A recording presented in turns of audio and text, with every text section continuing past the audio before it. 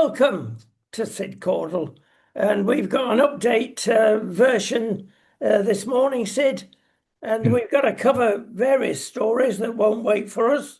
That's the first one we've got to cover about Andy Burnham. Looks as though he's in number 10 straight away. Is he pushing it a bit? Well, I think it's right that he should prepare, frankly, because it's unlikely there's going to be another challenger. The reason being that you've got to get 81 MPs to support you. And the only person that said he wants to stand that hasn't said I'm changed his mind and say I'm supporting Andy Burnham, which of course Wes Streeting has, and just about everybody else who previously it was thought was going to stand has said no, I'm not standing, I'm supporting Andy Burnham. The only person left is Al Cairns, who hasn't been in the cabinet. He's only been a junior defence minister, and he did make his resignation speech in the House of Commons, and I watched it. And it was quite a good speech, but he didn't have the support of Labour, a lot of Labour MPs. I mean, in order to have been a potential leadership candidate, he'd have had to have been talking to a packed house that was electric, and the people were like clapping him everything he said. That wasn't the situation. There were relatively few people there, and he didn't get a lot of applause. So I don't see him as a viable alternative. I think Andy Burnham will be the only candidate, and he will be taking office on the 20th of July. I think nominations close on the 17th, but he will take office on the 20th of July. I think that's highly likely, and it's just and it's right that he should prepare.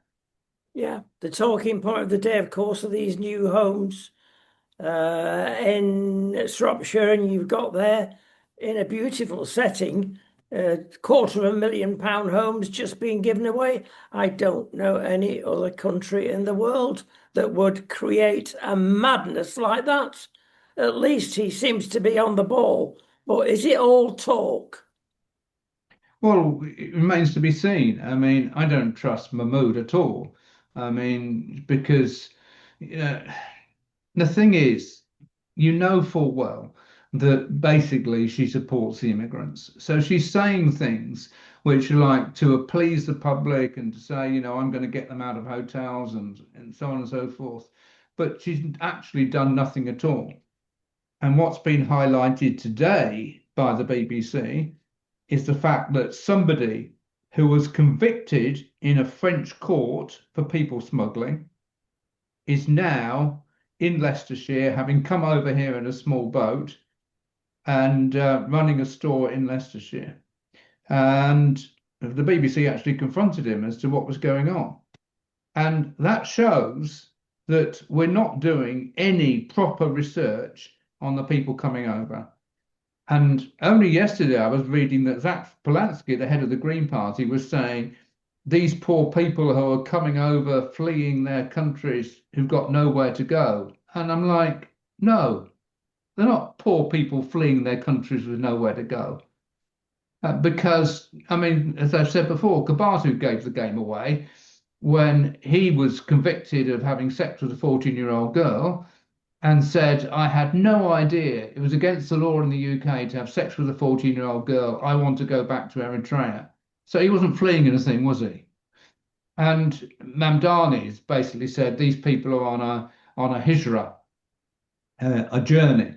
And the journey is to make the West more Islamic. That's what's actually going on. So when the left think, oh, these poor people, we've got to help these poor people, they're barking up the wrong tree.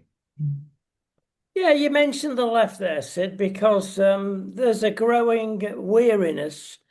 I mean, GB News is a good pointer for this because they are told by Ofcom, the big controller, that they have to have this person, that person, in other words, left and right, and a sort of balance. It's not a balance because the lefties they get on are of the extreme sort that try and justify an unjustifiable position, and it winds people up. And they're getting a bit of feedback from this at the moment. But what is it about the left that will not enable you to enter into a discussion or an argument? They seem to be utterly focused you can see this in the press, whereby if the left do something wrong, obviously the right press, right-wing press, will have a go. But the right-wing press will also have a go if the Tory, as a right-wing party, commits something clearly wrong. They'll have a go. But if you take the left-wing press, if you take the real left-wing person, they seem to be utterly on one track. Now, is this because of brainwashing from our primary, secondary, university education that there's no convincing them? And a lot of people are saying, there's no point in arguing, talking to you, reasoning with you. You're not going to change. Let's move on. There's a difference between an agenda and the truth. You see, if media are out to speak the truth and to find out the truth, then, for instance, they will, in my belief, be effectively promoting Christianity, because I believe Christianity is the truth. So, but if what they're doing is pursuing an agenda, which is the BBC's agenda is promoting the New Age religion. And part of the New Age religion is to promote alternative faith to Christianity. It's just basically an attack on Christianity, the New Age religion. And that's what they are committed to. So, I mean, for instance, we had my interview, which was on the BBC at the time of the 2017 general election. It's the only time the BBC have interviewed me on my own. And they had Owen Jones sat there, who absolutely laid into me and laid into Christianity, and basically said that the Bible was terrible. And as soon as he finished speaking, the interviewer said, right, that's the end, we'll have to finish there. And I just said, wait a minute, you've allowed this man to attack me and you're not giving me any right of reply. I said, that's typical of the fake news of the BBC. And you see, the Ofcom don't say to the BBC, wait a minute, you've got to give people a right to reply. If someone, it's basic journalism, frankly. If someone is sat there being attacked, you always give them a right of reply, but the BBC don't. But the BBC were never in trouble with Ofcom. In fact, I complained to Ofcom afterwards, and Ofcom said the interview was fine. So what are they doing with GB News? You see, with GB News, if anyone criticises Islam or criticises the Labour government, there must always be a response. There must always be a right of reply. But if anyone criticises Christianity on the BBC, it doesn't matter. There's no need for a right of reply. That's where the whole system has gone wrong. Absolutely. Going back to my original supposition about there's no country in the world that would give new houses to illegal immigrants. Of course, they're illegal immigrants. They're not coming in through the designated pathways to applying through foreign offices, visas, etc. They're illegal, and we just put them in 4-star hotels and these wonderful new houses.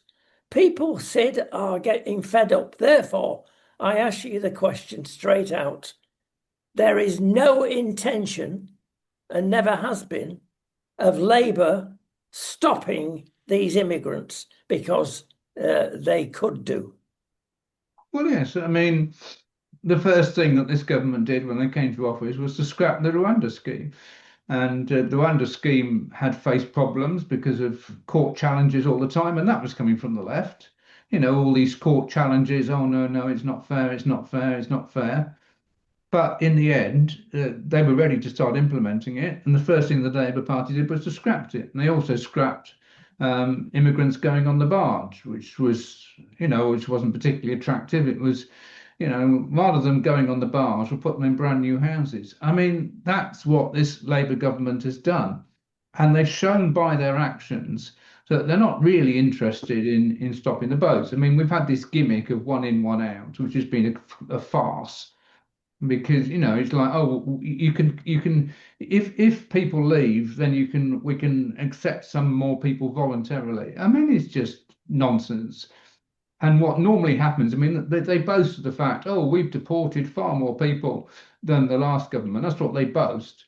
But the reality is that at least two-thirds, if not three-quarters of those people that they say they've deported have actually gone back voluntarily, paid to return by the government.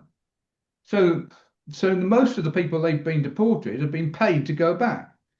And as I say, if you're in the situation of Kabatu said, I want to go back to Eritrea. They paid him to go back after he'd been convicted of having sex with a 14-year-old girl. And that's just one example. So, I mean, it's going on all the time with thousands. Well, it's a mystery, Sid. And again, I ask you another straight question. What's behind it? What are the Labour government hoping to achieve? Is it as simple as votes to keep them in power? Probably, yes, because they can't get to grips. They refuse to get to grips with the simple reality that these people are coming over to make the West more Islamic. Now, if somebody in the Labour Party said, I believe that what's happening is these people aren't fleeing anything, they're part of an agenda to make the West more Islamic, you would probably be thrown out the Labour Party for saying that. Yeah, it's when the law comes above common sense and justice. And boy, are we in those times at the moment. Look, the other problem we have, as if we needed any more, is King Charles. I've never seen so much anti-monarchy in the papers, on the television and radio as we've got at the moment. And he has actually now confirmed what we already knew. He is head of, in the United Kingdom, all faiths. Never mind Christianity. We'll put that on the back burner. What's going on? Well, what's just come up recently is a statement from Prince Charles, which I will read because to make sure I get it right. As I tried to describe, I mind about the inclusion of other people's faiths and their freedom to worship in this country. It's always seemed to me that while at the same time being defender of the faith, you can also be protector of faiths. Now, he's also frequently quoted the Quran. His favourite quote is Surah 532, which basically says, if you kill one person, you kill all humankind. If you save the life of one, you save the life of all. Now, it's quite interesting because he quotes that verse. The verse is actually, by the way, talking about Cain killing Abel. That's the context of it. The next verse says, the penalty for those who wage war against Allah and his messenger and spread mischief in the land is death, crucifixion, cutting off their hands and feet on both sides, or exile from the land. And later on in Surah 5, it says that if you say that Messiah, son of Mary, which is obviously Jesus, is Allah, then your destiny will be the fire. So you'll go to hell for saying that. Now, that is fundamental and basic to Christianity. So he's quoting little bits from the Quran that he thinks sound good, but he's certainly not quoting the message of the Quran. Now, by the way, Prince Charles, or King Charles he is now, sorry, has learned Arabic. So he's able to read the Quran and able to understand it. So basically what he's doing is promoting Islam, and he's promoting a false version of Islam, and the true version of Islam is completely incompatible with Christianity, and it's completely incompatible to be a defender of the Christian faith and also to be promoting Islam, which is what he's doing. And by the way, if people don't understand, the Quran also says in Surah 5:157 that Jesus was not crucified. Saying, as for their saying, they killed Jesus, son of Mary, they killed him not, neither did they crucify him, but it was made to appear so, and his appearance was put over another man, and those who differ are full of doubts. Now, Christians don't differ as to whether Jesus was crucified. We've celebrated Holy Communion. In every branch of Christianity celebrates Holy Communion in remembrance of the body of Christ, in remembrance of the blood of Christ. So what the Quran says is total nonsense. Plus, you've got this, his appearance was put over another man and they killed him. Well, why didn't the man on the cross say, oh, no, I'm not Jesus. Jesus is gone. It's where actually what happened was completely the opposite. There was an earthquake. Darkness was over the whole earth for 3 hours. And when the centurion, the Roman soldier, saw the way that Jesus died, he said, truly, this was the Son of God. So, what the Quran says, Jesus wasn't crucified, his appearance was put over another man, is historical nonsense. Well, the king appears to be very busy, always has been, whether he was prince or king. Why has he prioritized for learning a new language, learning and reading the Quran? It's a bit odd, isn't it, Sid? Well, I think it's spiritual, frankly, because the Queen was a Christian. And clearly, some of her Christmas messages were wonderful. It's she really preached the gospel frequently in her Christmas messages. But King Charles has always been somebody who says, I don't want to follow in my mother's footsteps. And it's because he took that position, and most dramatically, it was in 1994 when he first said, I don't want to be defender of the faith, I want to be defender of faith or faiths. And that was a long time ago as Prince that he said that. And it's for that reason, I believe, that the Queen never abdicated in his favour, because I don't think she enjoyed carrying on being Queen into her 90s. And in fact, I remember her saying at one point, well, after the national anthem, long may you reign over us. And she says, well, I think I've reigned over you long enough, haven't I? But Yes, which of course leads us on to football and the rendition of the national anthem. And that was a good win yesterday. Teased us a bit along the way, didn't it? But having said that, perhaps the pundits, some of them, are right. We have got two international fantastic players in the England team, full stop. Now, the support act is not good enough to carry us through. They may be right.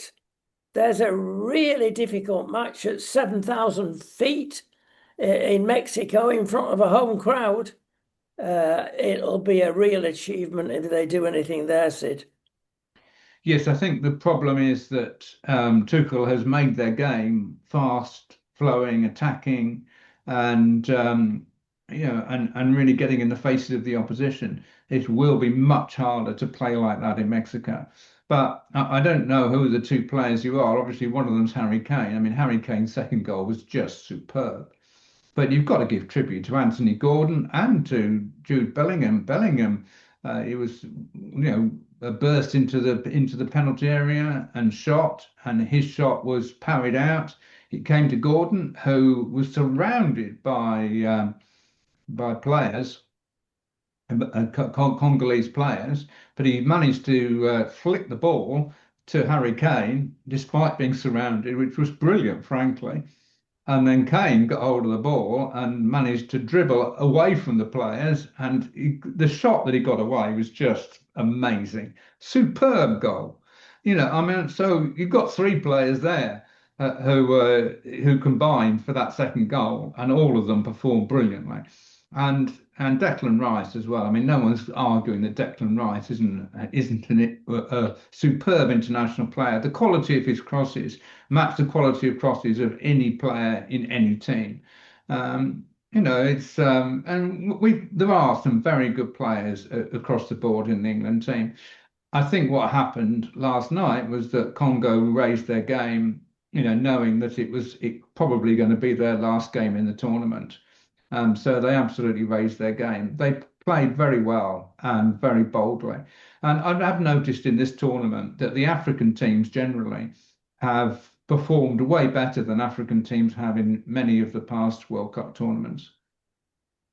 Yeah, the coaching is different, isn't it? And they've got some very good coaches there that bring out the best. But honestly, Sid, I find it again bizarre.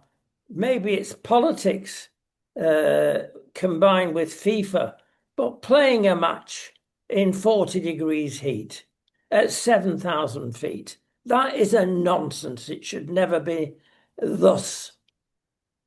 That's the next game against Mexico. But yes, it's going to be tough. It will be definitely will be tough. And they've got the disadvantage that they won't have had time to acclimatise to it because it's actually the game is taking place on Sunday night, so they've only got a very few days to acclimatise. But we'll have to wait and see. I think the spirit in the team is good, the atmosphere is good. They're playing for one another. We haven't got situations which we've sometimes had in the past where players are arguing, which has happened in the Belgium team. But fortunately, we've had none of that. There's been a good spirit and a really good togetherness. So I don't know. I'm hopeful. And by the way, we've said, oh, England always fall at the last hurdle. They don't win.